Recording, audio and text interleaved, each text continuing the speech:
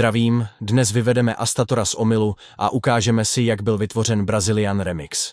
Remix byl vytvořen z hlášek a nahrávek Dominika Bodnára, alias Astatoro, a Dušana Brachny, alias Dukloka.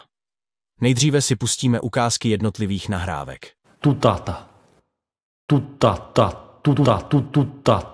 Tutata. Tutata. Tutata. Tutata.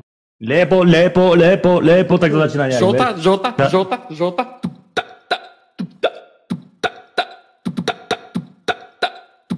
Lepo. Jako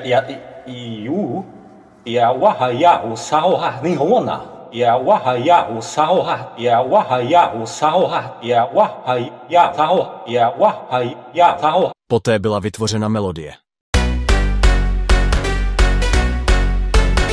A přidáno několik drum loops.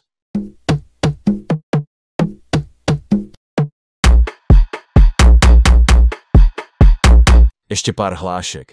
Piče! Kurva! Ty pičo!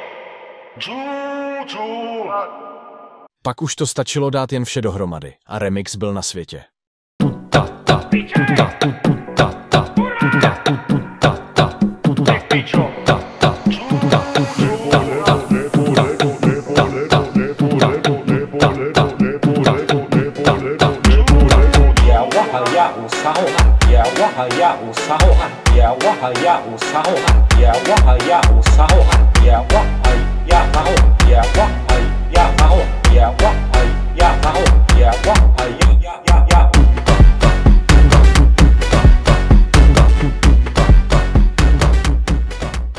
Nyní, když už víme, kdo se v remixu objevil a kdo ne, je na čase, aby se starý už přestal hádat, zdali tam Fety je nebo není.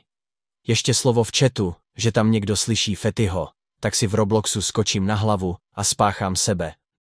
No nic. Mimochodem medmonk.gg/Astatoro. Ano, byl jsem přinucen.